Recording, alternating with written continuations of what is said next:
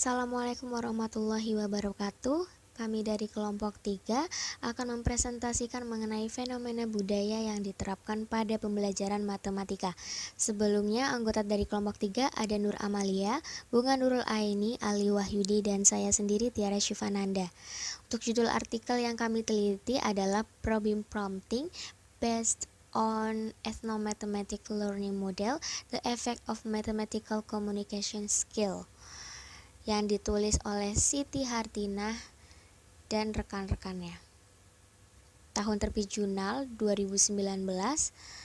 Untuk yang pertama ada abstrak dari jurnal itu sendiri yang berisi keterampilan komunikasi matematis harus dikuasai oleh siswa, kemampuan yang dapat mencangkup dan memuat berbagai peluang untuk memberikan alasan rasional suatu pernyataan, mengubah bentuk uraian menjadi model matematika, dan mengilustrasikan gagasan matematika menjadi uraian yang relevan. Nah, keterampilan komunikasi matematis siswa ini dipengaruhi oleh lebih dari satu faktor, misalnya model pembelajaran di kelas oleh guru yang bersangkutan dan aktivitas siswa setempat. Dalam penelitian ini menggunakan Problem Prompting Based on Ethnomathematic Learning Model atau PPB ELM untuk mengetahui pengaruh dari model pembelajaran tersebut terhadap kemampuan komunikasi matematika siswa. Penelitian ini merupakan penelitian eksperimental dengan teknik pengambilan sampel acak. Ada 51 siswa dibagi menjadi 25 siswa dalam kelompok eksperimen dan 26 siswa dalam kelompok kontrol. Nah, penelitian ini dilakukan 2 kali tiap semester dari tahun 2017 sampai 2018 secara instruksional selama 12 bulan. Selanjutnya akan dijelaskan oleh rekan saya. Selanjutnya adalah hasil dan pembahasan dari penelitian. Berdasarkan pengumpulan data berupa wawancara, diperoleh suatu permasalahan penerapan pembelajaran matematika dan permasalahan rendahnya kemampuan komunikasi siswa. Dari permasalahan tersebut akan dibuat suatu model pembelajaran yang dapat menjawab permasalahan tersebut. Nah, setelah model pembelajaran ini dilakukan, nanti akan peroleh bagaimana pengaruh model pembelajaran terhadap kemampuan komunikasi matematis siswa. Pada pertemuan pertama, materi yang disampaikan adalah perbandingan ukuran model dengan ukuran sebenarnya. Pada pertemuan ini, siswa tidak memahami model pembelajaran yang disampaikan guru dan berasumsi bahwa pembelajaran hari ini hanyalah tentang bermain.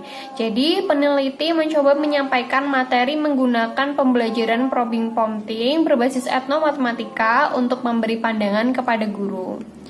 Pada pertemuan kedua, dengan materi bangun datar yang kongruen, siswa mulai memperlihatkan ketertarikannya dengan model pembelajaran yang digunakan oleh peneliti. Siswa tampak mulai memahami model pembelajaran dan mulai aktif melakukan tanya jawab tentang materi pembelajaran. Walaupun seperti itu, masih ada siswa yang malu atau malas untuk terlibat aktif dalam pembelajaran. Pada pertemuan ketiga dengan materi ciri-ciri segitiga yang kongruen, siswa sudah memahami model pembelajaran yang digunakan. Pembelajaran berlangsung dengan kondusif dan siswa terlibat aktif. Beberapa siswa bahkan mengungkapkan mereka lebih mudah dalam memahami materi. Sedangkan pernyataan guru matematika mengungkapkan bahwa model pembelajaran yang digunakan itu dapat membuat siswa menjadi lebih aktif. Kemudian diperoleh hasil dari penelitian tersebut bahwa keterampilan komunikasi matematis siswa dengan perlakuan model pembelajaran probing. Oke, yang selanjutnya saya Nur Amalia akan membahas tentang hasil review kelompok kami mengenai kesimpulannya. Nah, kesimpulan dari artikel yang kami pilih adalah yang pertama, terdapat pengaruh model pembelajaran Problem Prompting berbasis etnomatematika terhadap keterampilan komunikasi matematik jika dibandingkan dengan model pembelajaran langsung atau konvensional. Hal ini dilihat atau dapat dilihat dari pembahasan di awal, di mana dari 3 langkah model pembelajaran Problem Prompting dapat memupuk keefektifan dan kemampuan komunikasi matematik siswa. Nah, kita akan review lagi 3 langkah model pembelajaran Problem Prompting, yaitu yang pertama, menyampaikan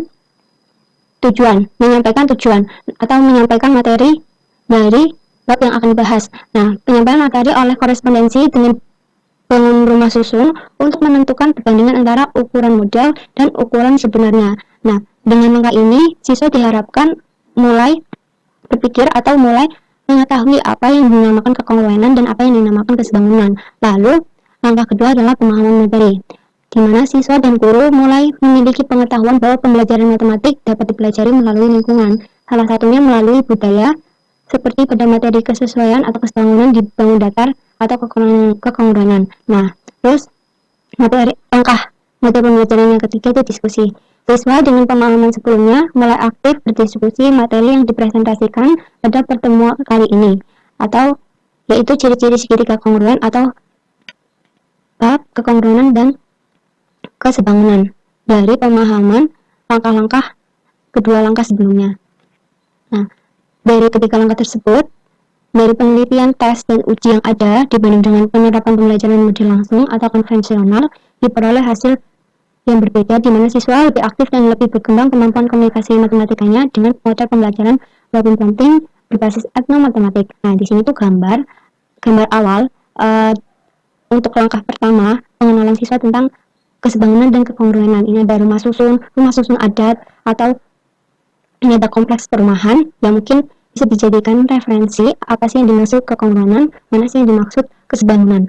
Nah, selanjutnya kesimpulan yang kedua itu apabila banyak siswa yang mengikuti pembelajaran atau apabila siswa yang mengikuti pembelajaran itu banyak, dibutuhkan waktu yang juga cukup lama. Nah, untuk membuat waktu pembelajaran lebih efektif, maka guru dapat menyederhanakan model pembelajaran dengan menerapkan one set group sehingga tidak semua siswa harus mendapat pertanyaan, atau guru dapat menanyakan kepada satu orang dari suatu kelompok di mana satu anak itu dipilih secara acak. Nah, yang ketiga, agar pembelajaran berlangsung tidak terlalu tegang dan siswa menjadi aktif, guru juga dapat memasukkan lelucon-lelucon sehingga suasana kelas lebih rileks atau anak lebih terbuka dalam menyampaikan pemikirannya, sehingga kemampuan komunikasi matematik anak dapat dilihat atau dapat kita ketahui atau guru ketahui. Nah, yang keempat itu kesimpulannya, untuk mencapai tujuan pembelajaran perlu untuk merancang pembelajaran dengan baik. Nah, kita telah mengetahui metode pembelajarannya, basisnya, dan kita harus juga melakukan langkah-langkah tersebut dengan sistematis sehingga bersesuaian anak menjadi paham, aktif, dan tidak bingung dalam pembelajarannya. Nah, selanjutnya akan dibahas oleh teman saya.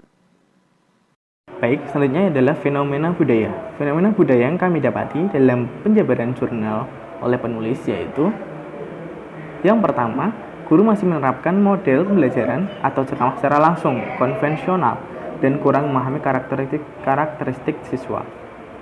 Fenomena budaya ini, seorang guru masih belum melakukan perubahan dalam pembelajaran yang ia bawakan, atau masih belum melakukan inovasi dalam model pembelajaran yang ia bawakan, sehingga hal ini akan menyebabkan rendahnya kemampuan komunikasi dari siswa, dan mungkin juga merambah ke kemampuan kognitif dari siswa itu sendiri.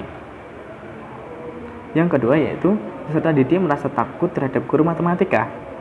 Ya, fenomena budaya ini mungkin sudah tidak asing ya didengar. Ya, karena seperti terjadi paradigma gitu. Paradigma bahwa karakter dari guru matematika itu terbilang galak atau killer gitu. Dan mungkin saya juga menganggap seperti itu, dan mungkin juga Anda begitu. Yang ketiga yaitu, sebagian besar siswa malas memikirkan soal matematika karena menganggap matematika itu sulit dan monoton atau tidak menarik. Dan mungkin sekian penjelasan dari kami, kurang lebihnya mohon maaf. Wabillahi taufiq wal hidayah. Wassalamualaikum warahmatullahi wabarakatuh. Terima kasih.